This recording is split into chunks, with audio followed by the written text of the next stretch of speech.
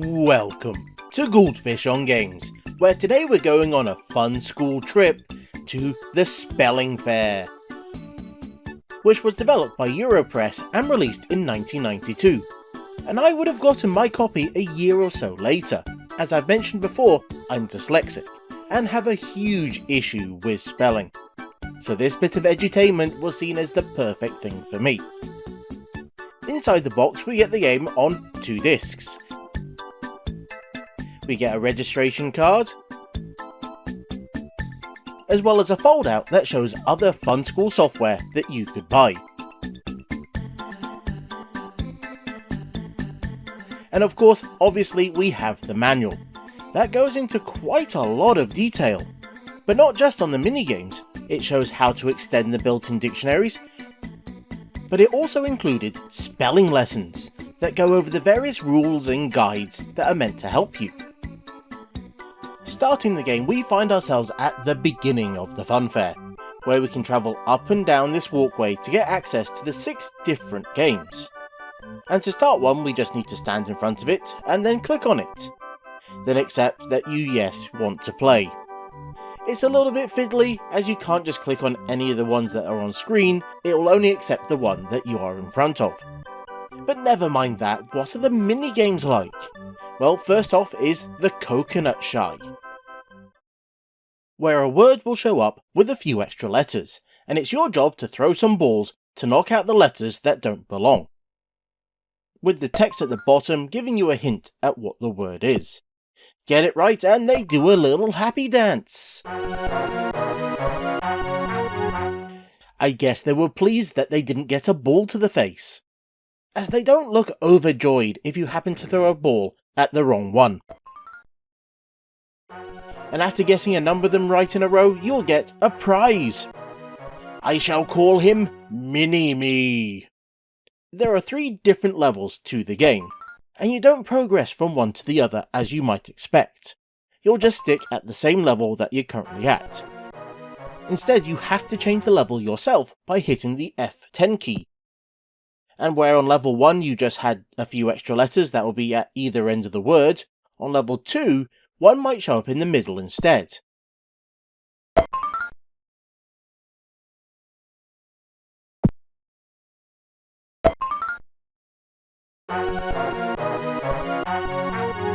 But on level 3, 3 wrong letters will show up anywhere in the word, so it is getting a lot more difficult. It's a relatively simple game, and one that I feel relies on you already knowing the spelling of the word, so it comes off more feeling like a quiz than something that's going to help you improve. But it's just the first game, so let's return to the fairgrounds, as there's something else I want to show you, and it's this menu, which is brought up by the F2 key. And from here we can quickly jump to any of the games, which is quite nice, but more importantly there's a few extra options. One of these allows us to switch between Archie and Zoe, so we have a bit more inclusivity here, though I'm not sure they put that much effort into the other sprite. It also gives us the option of turning off the music, which would normally be scandalous to turn off an Alistair Brimble track, but this isn't Alien Breed or any other of those Team 17 classics.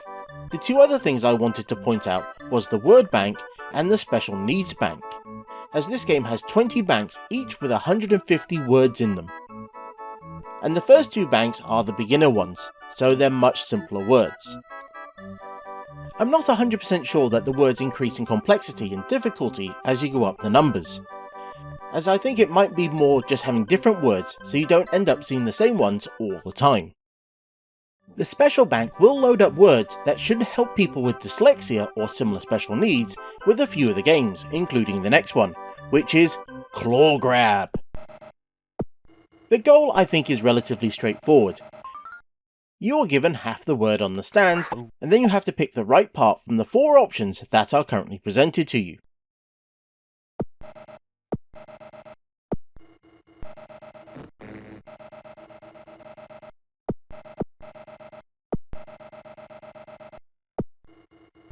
In level 1 you only have to find the end of the word.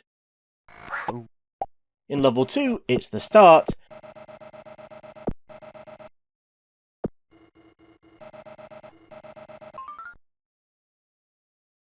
And then for level 3, it's the middle.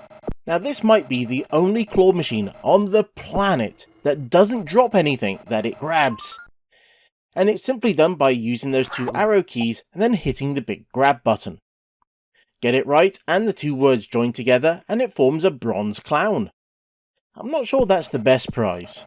Getting it wrong will just give us a little buzzer sound and you'll have to try again. So you could eventually get it through guessing, but that's not the best way to do it really. But I will say I did find this game quite difficult, as it goes for some of those core areas of my dyslexia. So it's something I actually played quite a bit of, as at times I honestly can't tell what the end word is meant to be. And I'm sure you're all wondering what happens when I fill up the hopper with the clowns.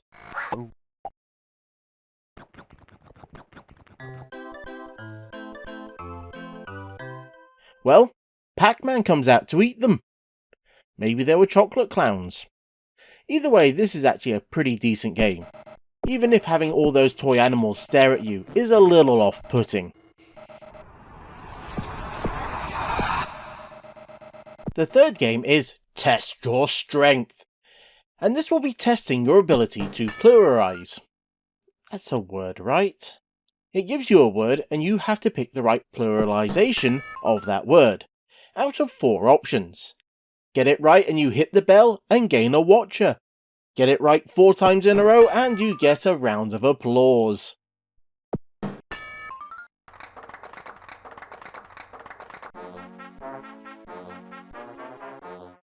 Get it wrong and anyone watching will leave and you'll get a bit of a buzzer sound.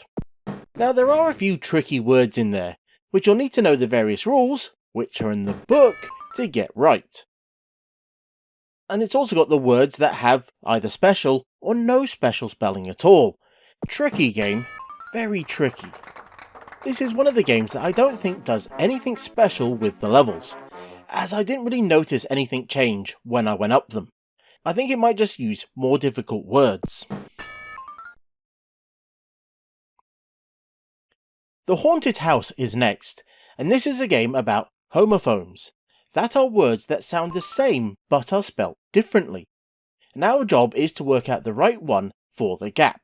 Select it and it will show you a few choices.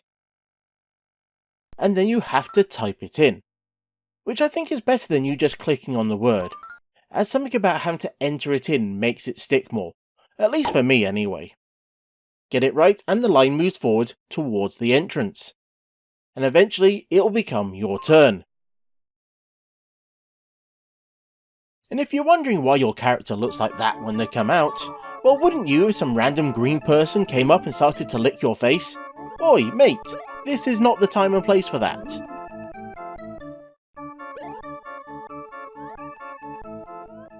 It's way more scary than that set of bones. If you move up to the 3rd level, then you'll end up having to fill out 2 blank spaces. So you might have to look at the whole sentence to get an idea of what's actually required. And yes, this will test you on there, and there, so I hope you're paying attention.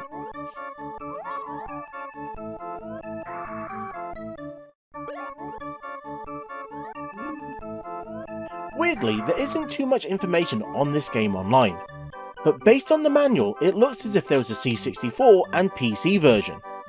The Hall of Light talks about it being a conversion from the Atari ST, but I found no evidence of this ever existing.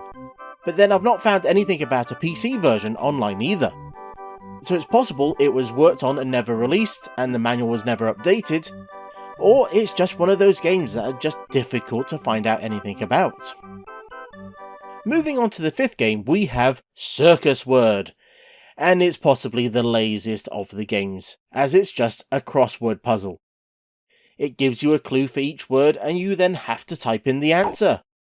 Get it right and the human cannonball will go flying.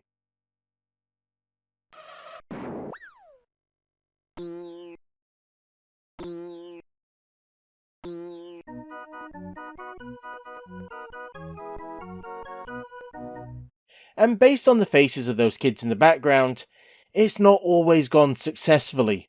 They've seen things.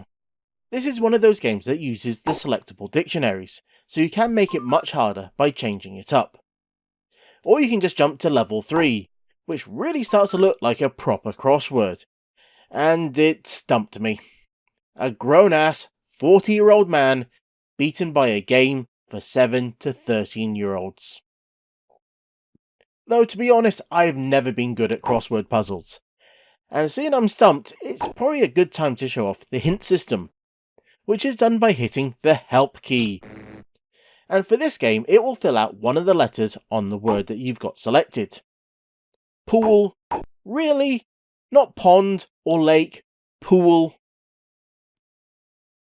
The final game is Word Juggle, which has had far more thought put into it than the previous game, as you have to switch the letters around to get the word right, with, you've guessed it, a clue at the bottom of the screen.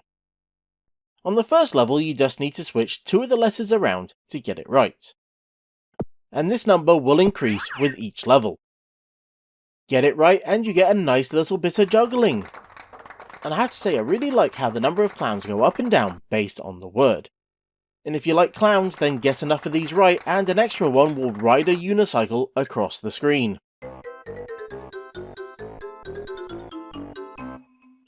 On top of every single game having a help system, they also have reports that you can check out, which will go into more detailed stats on the game that you're currently playing, or more general ones if you access it from the main menu, and it even has the choice of printing it out. And apart from the dictionary editor that lets you add in your own words with clues, you've pretty much seen the whole game. Playing it again now has been really interesting, and I hope you enjoyed watching it. And if you played this or any of the other Fun School games in the past, let me know down in the comments. And until next time, I've been the Goldfish, that was a way of sucking all the fun out of the fair, and this was Goldfish on Games. Thank you so much for watching. I know this is a bit of a niche topic, so I'm very happy that you stuck around till the end. If you want to see more videos like this, then check out the links on the screen, or you can come chat with me and other fans on the Discord, or even on Twitter. I'll post links in the pinned comment.